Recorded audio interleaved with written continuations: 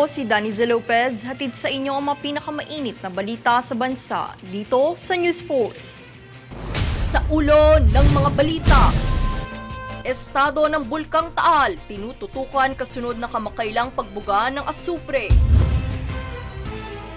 DA, idineklara ang pagtatapos ng avian flu sa Benguet.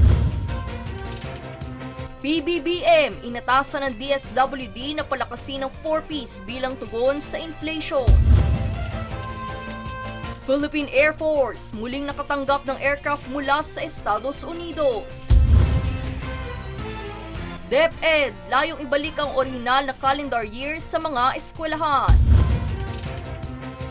Paul Volking Obiena, muling bumasag ng meet record, 5.83 meter leap na italas sa WITBE sa Croatia. Patas at pantay na balita, komprehensibong ulat para sa pulso ng masa. Ito ang News Force. Para sa unang balita, muli nga bang nag-aalburuto ang Bulkang Taal? Upang masuri ay nagsagawa ng periodic survey ang Philippine Institute of Volcanology and Seismology o PHIVOLCS sa main crater lake ng Bulkang Taal matapos ang naitalang ikalawang pinakamataas na pagbuga ng asupre nito. Ito ay upang malaman ang estado ng bulkan, partikular na ang pagsusukat ng temperatura ng bulkan sa pamamagitan ng thermal camera. Siniguro naman na gumagamit ang mga siyentipiko ng protective gear upang maprotektahan sila sa mga potensyal na paminsalang magmatic gas na ibinubuga ng Taal. Nilinaw naman ni PHIVOLCS Director Teresito Bacolcol na ang naganap na kamakailang pagbuga ng asupre ay hindi indikasyon ng posibleng pagsabog ng bulkan.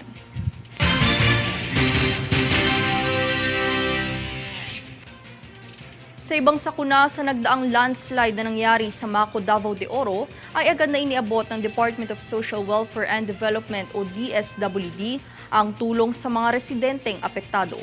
Kabilang sa pamamahagi ay ang Family Food Packs o FFPs, non-food items, tulong pinansyal, emergency cash transfer o ECT, at assistance for individuals in crisis situation o AICS. Umabot naman sa mahigit 700,000 ang mga naapektuhan sa rehiyon ng Bicol, Davao, Sacsayhuaman at Caraga.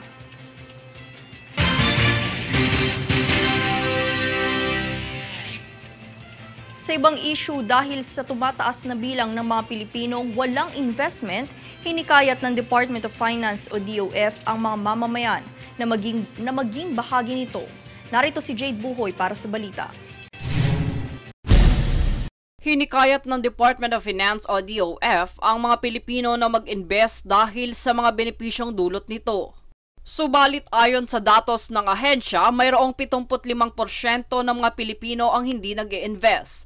Base naman sa pagsasaliksik, ito'y dahil sa kakulangan ng kaalaman ukol sa investment, ang uri ng pamumuhay at kakulangan sa pang-araw-araw na sahod. Ngunit paalala naman ng DOF na huwag makipag-ugnay sa mga foreign currency trading, maliban na lang kung lubos mong naiintindihan ang proseso nito. At kung may balak man, palagi ang magtanong ukol sa prospectus, sirkulasyon, kalagayang pinansyal, maging iba pang mga dokumentong kinakailangan para makapag-invest. Higit sa lahat, maiging tukuyin kung rehistrado ang kumpanya sa Panagot at Palitan o Securities and Exchange Council. Dahil rito, iminungkahi ng DOF ang Retail Treasury Bonds at Package 4 ng Comprehensive Tax Reform, kung saan magiging mas simple na ang pagbubuwi sa passive income, financial intermediaries, pati na rin ang mga transaksyon.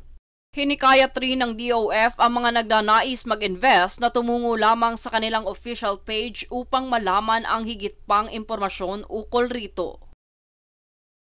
Jade Buhoy, nag-uulat para sa One Media Network. Sa kaugnay pang balita, inilunsad ng Bureau of Treasury ang ika-30 tranche ng Retail Treasury Bonds kung saan hinihikayat nilang mag-invest sa abot-kayang halaga. Ayon sa ahensya, sa halagang 5,000 piso, maaari nang makapagsimulang mag-interes dahil ito'y may fixed income at interest na kikita ang investment kada quarter ng taon. Ang inihandog na ito ng pamahalaan ay ligtas at low risk ayon sa Department of Finance o DOF.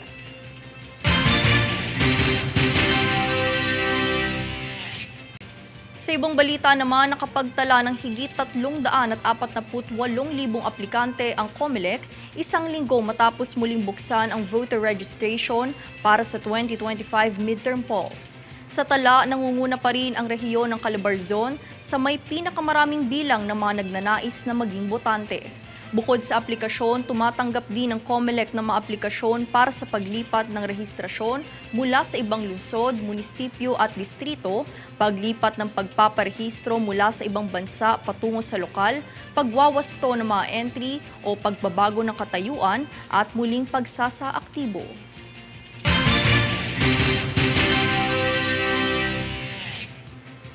Matapos ang 2 taong unang kaso ng H5N1 strain infection, idineklara ng Department of Agriculture o DA na wala ng avian flu sa probinsya ng Benguet. Jade Buhoy para sa detalye. Idineklara na ng Department of Agriculture o DA na wala ng avian flu sa probinsya ng Benguet matapos ang pagkalat ng kaso nito 2 taon na ang nakalipas. Noong 2022 ng Setyembre, natuklasan ang unang kaso ng H5N1 strain infection sa mga inahing manok, native chicken, bibe, pabo at gansa sa mga lungsod ng Baguio, bayan ng Atok, Bugyas, Itugon, La Trinidad, Sablan at Tublay. Magmula noon, ipinatupad na ang paglilinis at disinfection, pagbabawal at pagbabantay sa mga lugar na apektado ng flu, kasama na din ang istriktong pagpapatupad ng biosecurity na siyang nagkaroon ng resulta na pagkawala ng kaso ng avian flu sa probinsya ng Benguet. Sa kasalukuyan, ang mga probinsyang nakatala sa Bureau of Animal Industry na may kumpirmadong kaso at hindi pa nakaka-recover ang kanilang kalagayan ukol sa pagkawala ng kaso sa avian flu ay bumaba na sa 9. Ayon naman sa Bureau of Animal Industry, mayroong 66 na munisipalidad sa 10 probinsya ang apektado ng bird flu. Wala rin umanong naiulat na kaso ng highly pathogenic avian influenza o HPAI sa pagpasok ng 2024. Jade Buhoy, nag-uulat para sa One Media Network.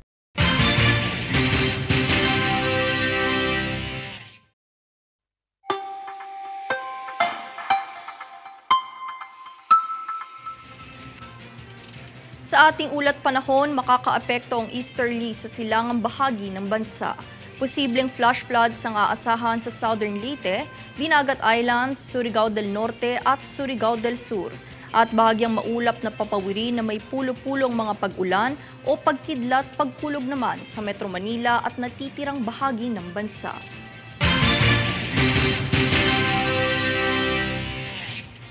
Susunod sa News Force. DOH at OPAPRO pinasinayaan ng ceremonial turnover ng Rural Health Units sa BARM.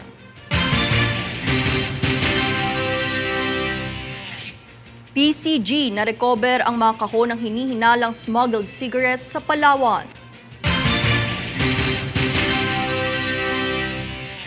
PBBM inatasan ng DSWD na palakasin ng 4-piece bilang tugon sa inflation.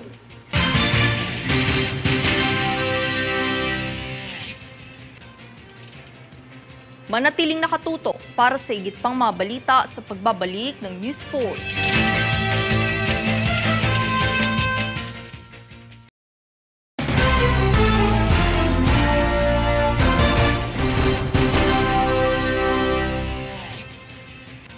Bilang tugon sa inflation sa bansa ay inatasan ni Pangulong Ferdinand Bongbong Marcos Jr. ang Department of Social Welfare and Development o DSWD na paigtingin ng Pantawid Pamilya Pilipino Program of 4-Ps. Nagmula ang pahayag na ito sa isang press briefing sa Malacanang kung saan tiniyak naman ni DSWD Secretary Rex Gatchalian na kasalukuyan na itong isinasagawa ng ahensya. Pagtitiyak ni Gatchalian, ginagawa naman umano ng economic team ang lahat para mapababa ang inflation na kaakibat ang pagprotekta sa peso value ng mga grants sa mga benepisyaryo.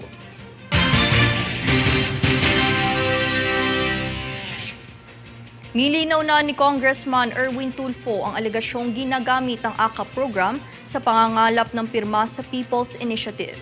Yan ang balitang hatid ni Francis Yudique.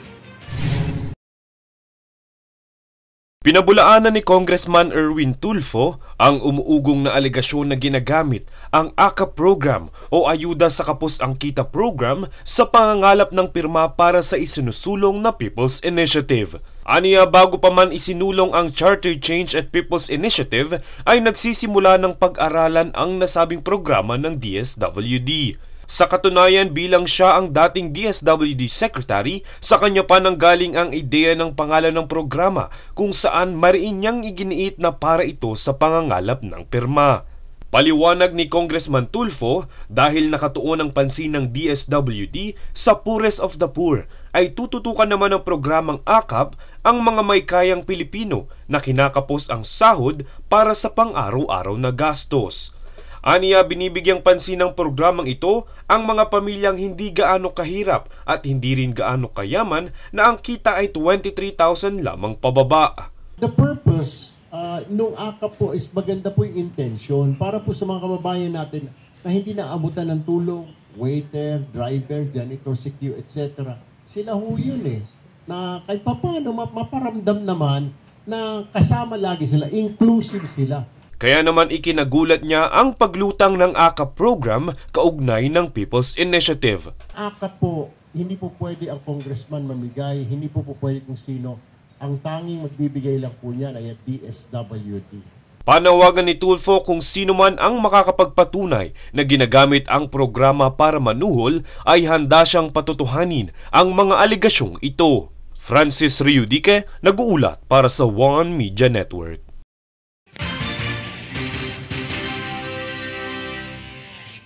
Alinsunod sa mga kinakaharap na suliranin, partikular na ang mga backlog sa sektor ng transportasyon, ay dininig sa Kamara kahapon ang mga mungkahing solusyon, kabilang ng update sa mga aktibidad nito. Ang detalye sa ulat ni Princess Castro.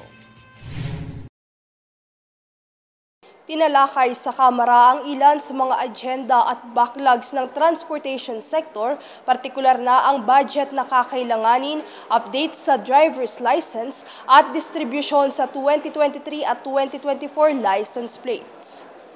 Kaugnay nito ay ang suwestyon na i-enhance ang mga papel na lisensya ng mga driver nang sa gayon ay hindi ito madaling masira at mabasa. Kasabay din ito ay tinalakay din sa naging pagdinig ang ilan sa mga budget conflict ng LTO kung saan nagkaroon ng mga misalignment sa duration ng mga payment nito hinggil sa mga commitment ng ahensya. Samantala, pinangunahan ni Romeo Acop, Antipolo's 2nd District Representative at Committee on Transportation Chairperson ang naganap na pagpupulong kahapon ika-20 ng Pebrero.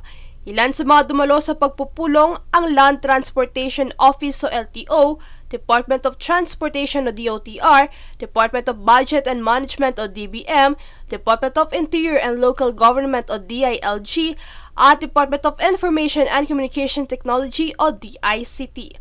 Sa iba pang kaganapan, kabilang din sa mga natalakay ay ang Dermalog Identification System, isang fingerprint or license scanner na ginagamit ng LTO sa pagpapatupad ng batas. Samantala, hindi kumbinsido si Danilo Fernandez, Lone District Representative ng Santa Rosa, Laguna, sa aksyon ng Dermalog sa bansa, kung saan ayon sa kaniya, ang mga pahayag nila ay pawang kasinungalingan. If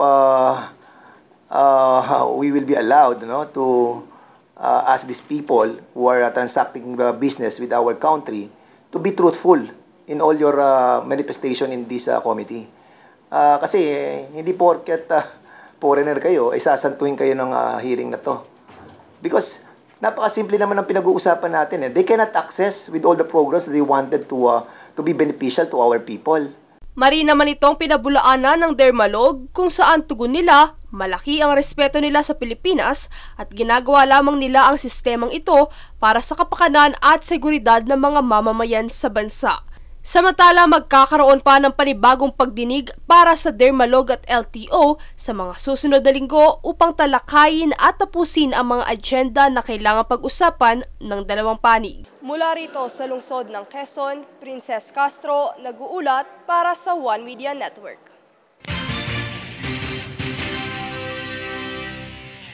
Pinangunahan ng Department of Health o DOH na kinatawan ni Undersecretary Abdullah Dumama Jr. kasama ang Office of the Presidential Advisor on Peace, Reconciliation and Unity o PAPRU ang turnover ng Rural Health Unit sa Ministry of Health, Bangsamoro Autonomous Region in Muslim Mindanao o MOH-BARM. Ito ay ginanap na Inter-Cabinet Cluster Mechanism for Normalization kamakailan sa Kampra Hamuda sa Pikit, North Cotabato. Sa nasabing kaganapan ay formal na isinagawa ang ribbon cutting at key turnover na nagpahiwatig ng pagpapalakas ng mga pasilidad sa kalusugan ng rehiyon. Ito ay nagbibigay daan din sa mga residente na magkaroon ng akses sa komprehensibong pangangalaga sa kalusugan at mga serbisyo.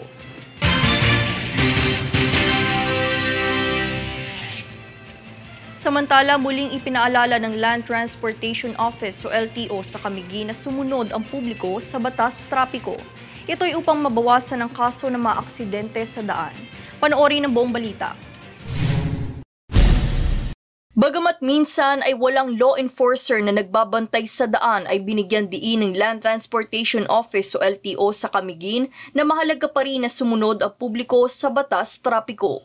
Bukod sa ito'y batas na dapat sundin ay paliwanag ni Transportation Regulation Officer Marlon Labada na paraan din ito upang maiwasan ang anumang aksidente na maaaring maganap kung hindi responsable ang bawat motorista. Dagdag pa niya, kabilang din sa pagiging responsable sa daan ay ang mga gumagamit nito, hindi lamang ang mga driver, kundi pati na rin ang mga tao na gumagamit ng pedestrian o naglalakad ay dapat na sundin ang mga road markings. Sa patuloy na pagsulong ng LTO sa road safety ay binanggit din ni Labada na mayroong malaking papel ang mga lokal na otoridad, institusyon at mga organisasyon sa pagpapanatili at pagbibigay kamalayan sa publiko ukol sa batas trapiko.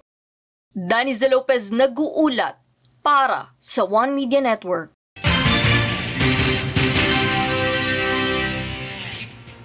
Anim na master cases ng umano'y smuggle na sigarilyo na inabandona ang nadiskubre ng Philippine Coast Guard o PCG kasama ng Palawan Tobacco Institute nitong kamakailan sa barangay Kalaswagan, Brooks Point sa Palawan. Nang matuklasan at inireport ng isang concerned citizen ang nasabing mga kontrabando sa PCG, natatakpan ito ng tarpaulin at umano'y may tinatayang market value na 120,000 piso. Ayon sa Coast Guard District Palawan, ay kasulukuyan na ang iniimbestigahan ng pinagmulan at mga sospek sa likod ng mga kontrabando. Kamakailan ay muling nakatanggap ang Philippine Air Force o PAF ng isa pang Lockheed C-130H Hercules cargo transport aircraft mula sa United States. Matatandaan na ang unang unit ay naihatid noong ika-29 ng Enero taong 2021 at formal na inilapat sa PAF noong Pebrero ng parehong taon.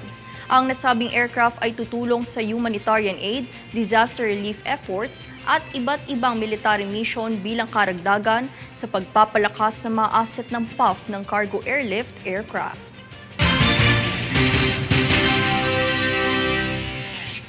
Susunod sa News Force. MMDA, SOG, SF at MTPB nagsagawa ng clearing ops sa QC, Manila at Pasay.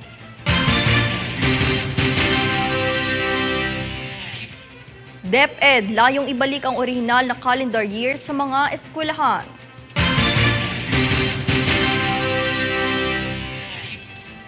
QCPD, paghahandaan ng seguridad ng mga aktibidad sa nalalapit na paggunita ng EDSA Revolution.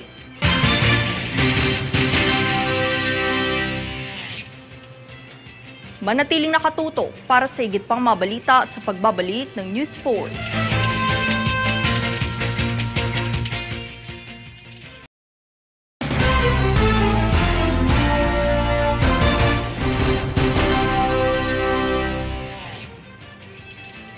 Mapapaaga ang pagpaplano ng bakasyon ng mga estudyante. Ito ay matapos irebisa ng Department of Education o DepEd ang school year calendar. Atin niyang alamin mula kay Francis Riudigue. Mas maagang magtatapos ang kasalukuyang year 2023 to 2024. Ito ay matapos i-anunsyo ng Department of Education na hanggang May 31 na lamang ang klase ng mga estudyante. Base ito sa inilabas na Department Order 003 na pinirmahan ni Vice President Sara Duterte nitong nakaraang Lunes. Sa ilalim nito, ang pagbubukas ng klase ng school year 2024 to 2025 ay magsisimula sa July 29, 2024 at magtatapos sa May 16, 2025. Ayon kay DepEd spokesperson Undersecretary Michael Poa, ito ay ang pagsisimula ng ahensya sa paunti-unting pagbabalik ng school break na Abril hanggang Mayo. Aniya, ayon sa kanilang pagsusuri, tinatayang 1 linggo lamang ang nabawas sa araw ng klase ng mga estudyante. Dagdag pa rito, ayon sa DepEd, tinatayang 3 taon pa bago maibalik ang orihinal na school year. Samantala, malaya naman daw umano ang mga pribadong paaralan kung susunod sila sa DepEd order na ito na mas maagang pagtatapos ng klase. Francis Riudique, nag-uulat para sa One Media Network.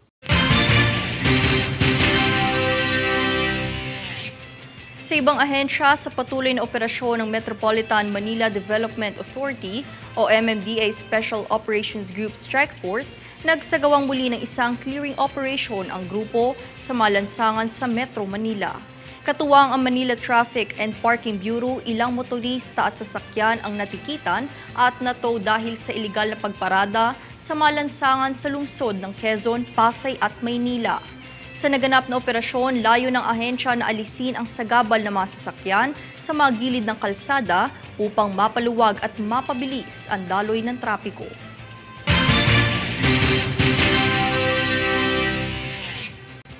Bilang paghahanda naman sa anibersaryo ng EDSA People Power Revolution, ay nakatakdang maglagay ng checkpoints at matauhan ng Quezon City Police District o QCPD sa mga lugar na gaganapin ng aktibidad.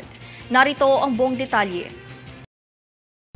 Mga checkpoint at mga pulis na naka-civilian attire ang naisip na hakbang ng Quezon City Police District o QCPD para mapanatili ang seguridad sa nalalapit na 38th anniversary ng EDSA People Power Revolution. Ayon kay QCPD Director Brigadier General Rodrigo Maranan, nakatakdang ipadala ang mahigit 1,000 kapulisan sa monumento ng People Power, EDSA Shrine at sa iba pang lugar na gaganapin ang aktibidad. Samantala, nasa mahigit 8,000 kapulisan naman ang ipapadala sa Metro Manila at Cebu ng Philippine National Police o PNP. Sa paraan na ito ay naniniwala si Maranan na magiging maayos at payapa ang daloy ng mga aktibidad para na rin sa kaligtasan ng mga dadalo. Matatandaan naman na hindi kabilang sa holiday ngayong taon ang ika-25 ng Pebrero.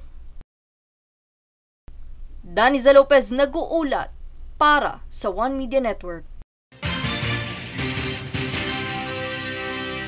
Bagamat malinis ang hangarin, malungkot ang sinapit ng isang ginang nang tangkain nitong kunin ng alagang aso na tumawid umano ng Riles. Balitang nakalap mula sa iba't ibang rehiyon, Melvin Machado para sa One Media Network Naga.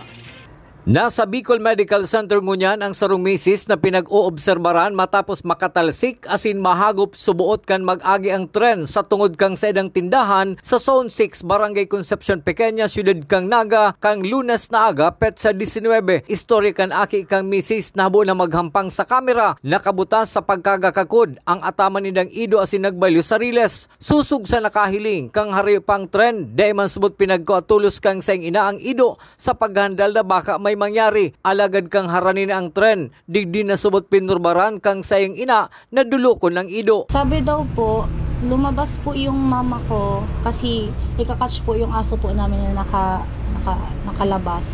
Tapos si lola ko po, yaon po dyan. Like tigihiling po si mama ko ta si ido po. Tapos, sabi po katong lalaki, ang tigtataka niya da po ta, da po tigkakatch ni mama si ido kang harani pa si tren. Tas kang harani na da po saka po tigkatch. Siguro po ang nasa isip po ni mama, abo niya man po talaga mag ano duman kasi possible nga ni po na may mangyari. Kaso si ido po talagang di po nagrarani like ano daw arani na po ang tren. So siguro po nag-risk po si mama na kuwaon. Siguro po, kang itatry niyang i-catch, siya man po sina ano kang train. Tas ang nahagip lang po sa CCTV, ini lang po ang buka, tas ini po sarado, which is unfortunate po. Naglasik po siya, ang nailing po igdi, naglasik po siya pababa. Pababa po. Opo, like paarog po kayan si landing niya. Paarog po kaya, nagtama po dyan si ini niya po sa may likod. Tapos po, ang nahiling ko po sa CCTV, natamaan niya po si amay, si lola ko po. Kaya po, natumba man po si lola ko. Tapos, si head niya po, nagtama po duman. Nakaabot naman sa maniamiento kang Philippine National Railway sa nasabing pangyayari asin nagpromesa rin tabang pinansyal. Ang sabi po kang PNR, may umanda po sindang dahil man po sinda garo liable, ta syempre right of way da po ninda ni, which is naiintindihan ni man po, ta right man po talaga ninda ni. Ang sabi lang po kang nakauli ko pong manager po yata or head ninda, sabi po sa ko, magtaoda po ako ning letter, tapos naka-attach po ang medical certificate na nakalag po tong diagnosis po kay mama ko, tas matabang lang po sina financially. Sa ngunyan, may gakod ng tultol ang saydang Ido para dain na subot maotro ang nasabing pangyayari. Hali sa siyudad kang Naga sa Kabikolan, Melvin Machado nagbabareta para sa One Media Network.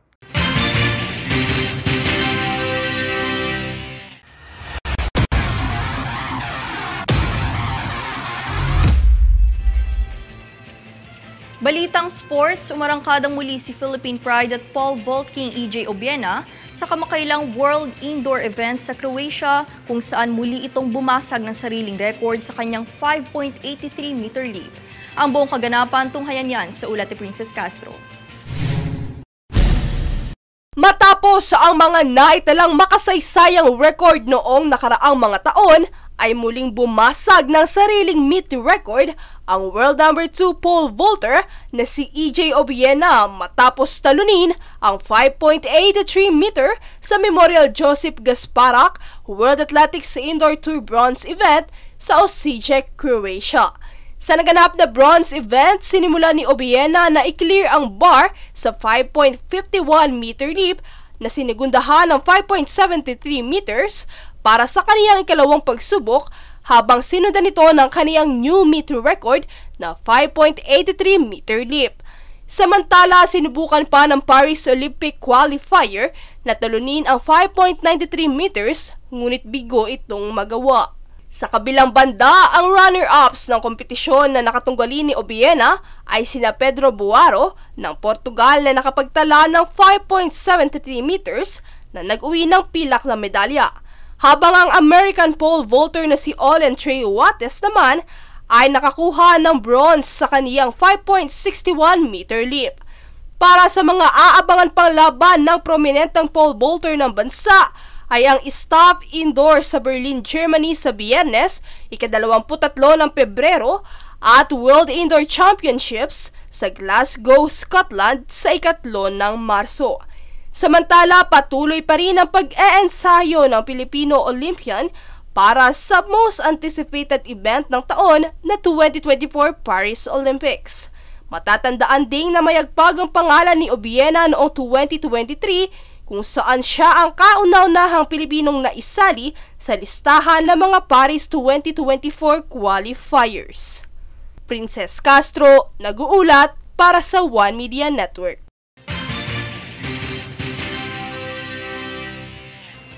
At narito ang recap ng mga nagbabagang balita ngayon. Sa ulo ng mga balita, estado ng Bulkang Taal, tinututukan kasunod na kamakailang pagbuga ng asupre. DA, idineklara ang pagtatapos ng avian flu sa Benguet. PBBM, inatasan ng DSWD na palakasin ng 4-piece bilang tugon sa inflation. Philippine Air Force, muling nakatanggap ng aircraft mula sa Estados Unidos.